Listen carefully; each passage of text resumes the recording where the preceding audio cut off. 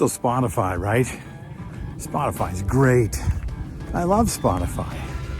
I like Pandora, Spotify, Apple Music, Amazon. I never thought I would appreciate the streaming services, but I do. I have my issues about how the artists get paid, but that's another thing. Hi, it's Bill. Thanks for being a part of my show once again this week. Creative License.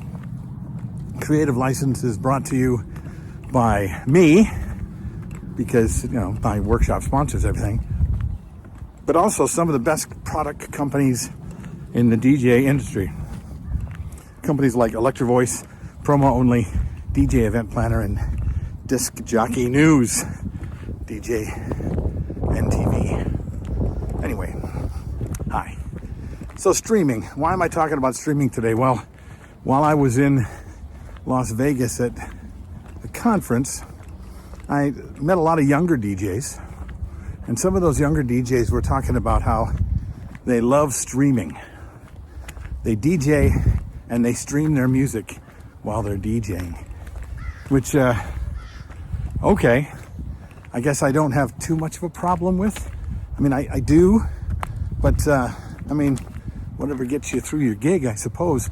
But then a couple of them made the mistake of asking me, so what do you think? Do you think we should be streaming or shouldn't be streaming? Okay. Well, I gave them an answer. I figured I'd give you the same one.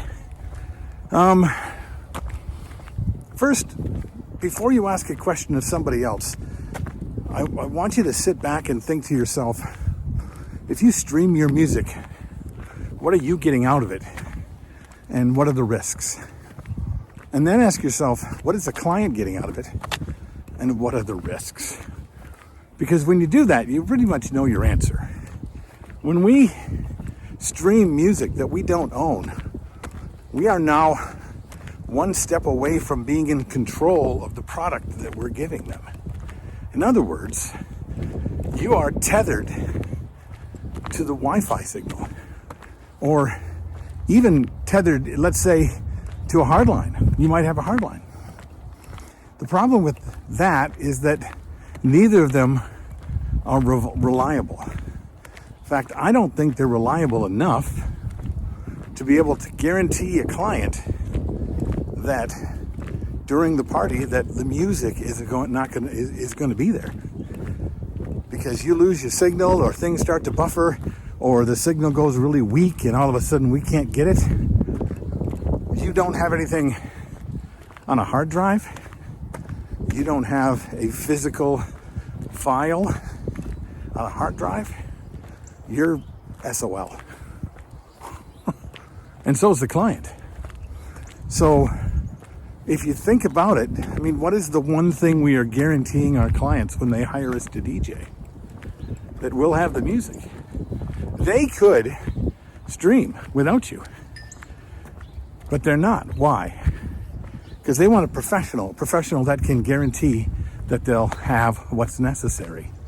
They could get their phone, plug it into a sound system, put up a Spotify list. They could probably even tweak the Spotify list in such a way, or rather the settings in such a way that it mixes not so bad. About as good as maybe my kid, but they don't want that.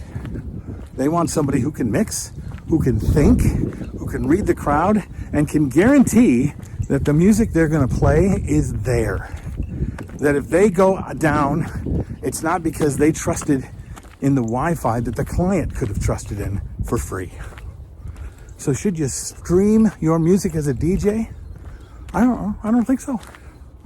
No, I don't think that makes you the professional DJ that they are paying for. The guarantee that you are going to be able to provide the single thing that you can't guarantee you're going to provide if you're streaming. Now, this may change in the future. Streaming and Wi-Fi around the planet and around the globe may become way more dependable. And it has over the years, but it's not so far. And if it was, we could DJ from our houses. You know what I'm saying? They could have you just give them a list. They could pay to use your Spotify list, or they could just copy it. So, in my humble opinion, if you are planning to be a professional DJ who guarantees their clients at least the bare minimum, don't stream. Get your music, pay for it legally, and make it available. That's my opinion. If you're out there DJing and streaming and being successful, good on you. But you're gonna have a problem. And that's not me talking. That's just the way of the world. I'm Bill. This is Creative License, and I'll see you next week.